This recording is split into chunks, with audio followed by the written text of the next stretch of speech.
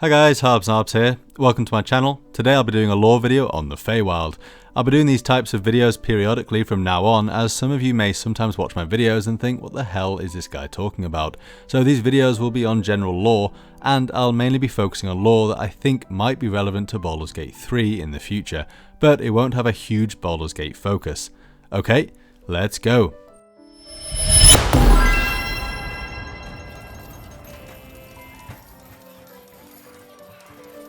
The Feywild is described as follows in the 2008 Forgotten Realms campaign guide. A magical and mysterious echo of the worlds. Called fairy in ancient texts and elven works, the Feywild is home to countless Fey, and the origin of Toril's elves and Eladrin, and their deities. Its relationship to the world has waxed and waned over the millennia. During bygone times, Eladrin built secret realms in Faerun more closely connected to the Feywild than was the case in the rest of the world. Perhaps through these connections, the spellplague pulled the Feywild back into Toril's proximity. The Feywild is a twilight realm of stunning natural beauty and raw magic. Its landscapes are full of splendour and danger, foreign to the mortal world. Many of its creatures have existed in the world for ages, and not in so terrible and organised a form as they do in the Feywild. The Feywild was originally home to the Eladrin, as well as it being the motherland of all Fey. Eladrin is the term used to describe the overarching family of elven races in the Feywild, and includes the Fey Eladrin, High Elves, Noble Eladrin, and Celestial Eladrin. We can see reference to the elves linked to the Feywild in the player's handbook and in the description for High Elves in Baldur's Gate 3. However, there are a myriad of different types of creatures like dryads, nymphs, pixies, satyrs, fairy dragons, and many more. Some of the more insidious creatures like redcaps and hags are also examples of Fey. Both of these we can encounter in Baldur's Gate 3. The fact that many Fey creatures can get over to the material plane shows just how thin the barrier between the Feywild and the material plane is. We can see this explained further in the Forgotten Realms campaign guide. The Feywild is easy to reach, since the barrier between it and the world is often quite thin. The world and the Feywild occasionally converge, allowing whole realms to exist in both planes or pass between the two. In some places, a traveller doesn't need a ritual to cross and might even stumble into the Feywild unawares. In other places, Fey crossroads allow access to those who know the proper rites. The Feywild is so walled off from the world in certain places, however, that powerful magic is required to cross the boundary. In Baldur's Gate 3, we can see an example of this path to the Feywild when we find a sylvan stone in the Hag's Lair.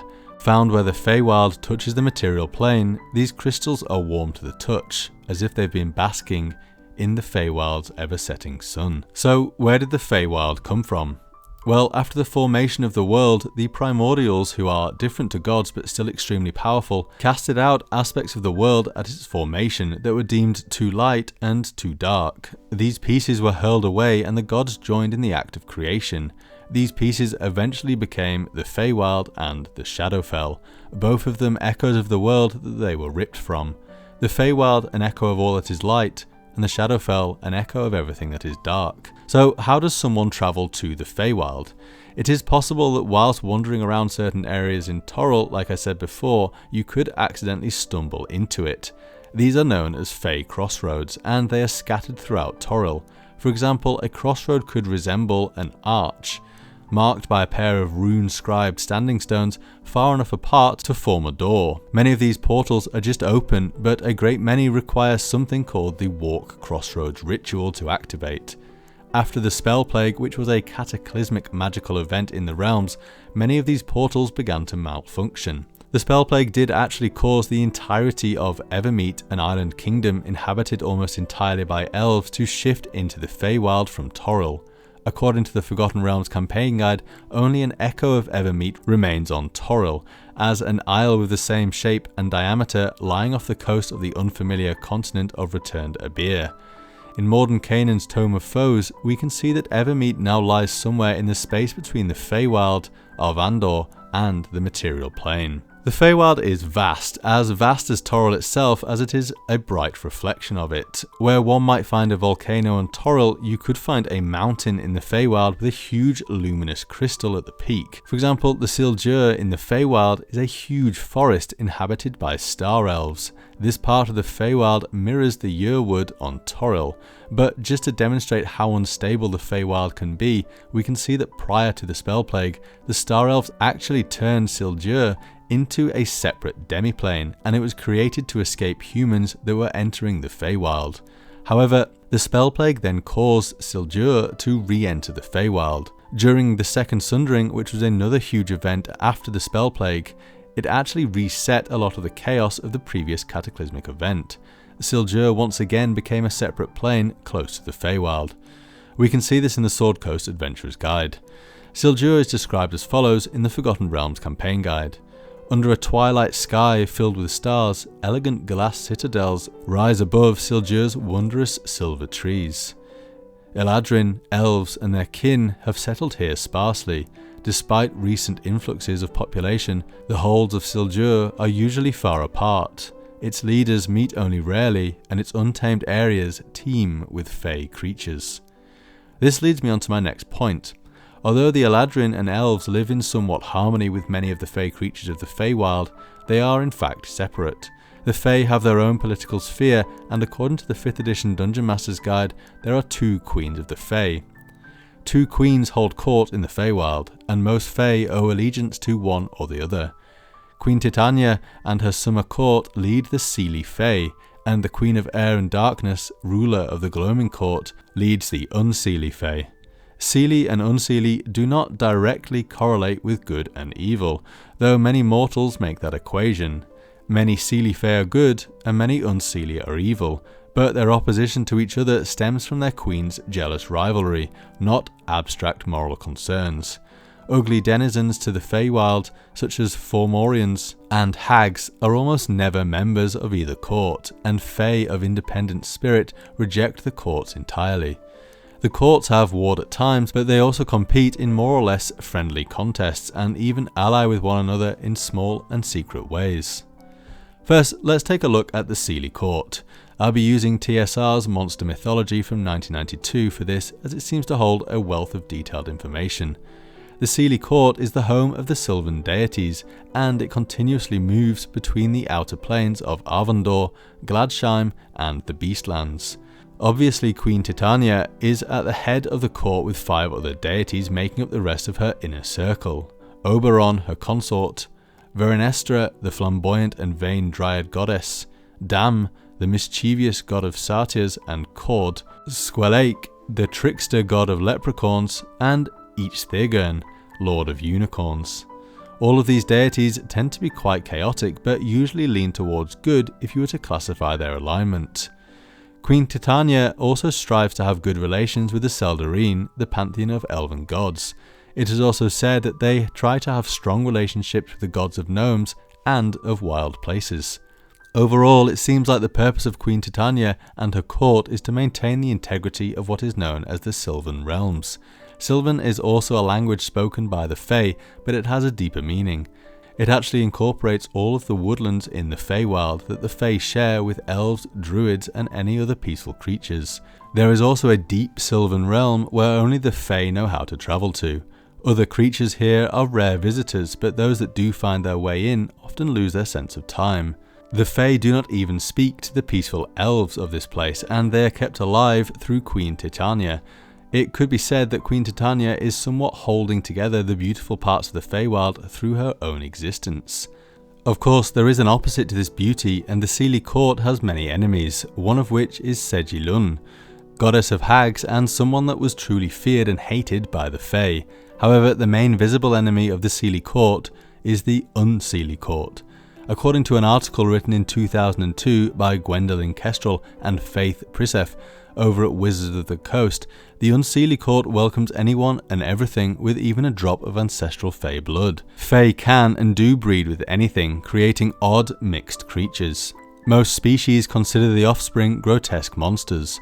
The mutant creatures gravitate towards the unseelie Court, which welcomes them and gives them an environment where peculiar physiologies and abilities are the norm. The leader of the unseelie court is the Queen of Air and Darkness, but remember, in 5th edition, Wizards said that the seelie and unseelie do not directly correlate with good and evil, though many mortals make that equation. However, in monster mythology, she is described as follows. The wretched Queen of Air and Darkness haunts the unseelie court in Pandemonium as a hovering, unseen but very definitely perceived malign magical presence. From her twisted throne she snaps her fingers to her enslaved evil elven and fairy servitors, the mindless undead which perform menial duties, and which the evil fairies she torments can themselves torment in their turn, and to the hellhounds and yethhounds who slaver at her feet. The queen is truly only a husk of a being, utterly corrupted by the 10-faceted black diamond, an artifact of vast magical strength and infallible evil. So what I told you was true, from a certain point of view. A certain point of view? According to the 1994 supplement, The Planes of Chaos, the Queen of Air and Darkness is the sister of Titania, and she became, not evil of course, but goodly challenged, when a mystical black diamond corrupted her. Now she hungers to spread that corruption throughout fairy kind. The unseelie court is centered within an immense cavern hundreds of feet high and filled with stupendous stalactites and stalagmites of blackest stone. The center of this cavern is dominated by a single mountainous stalagmite, atop which sits the black onyx throne of the Queen of Air and Darkness. It is from here where the Queen of Air and Darkness plots to bring down the seelie court. However, she does not do it from a physical body. Instead, her presence fills the entire cavern. This manifestation emanates from a cloud of blackness that hovers about the gem and throne, flickering with continual lighting that reflects from a myriad flecks of crystal in the cavern's walls and columns. All around the central stalagmite, undead and petitioners toil away at their appointed tasks. Some minions work to corrupt Fey, others work to create new items of magic to confound the Queen's enemies, whilst more than one lich has fallen prey to the Queen and found its wizardly powers enslaved to the Fairy Queen's will. Sure does sound like an evil lair to me. Not that anything is inherently evil in a fantasy world, of course.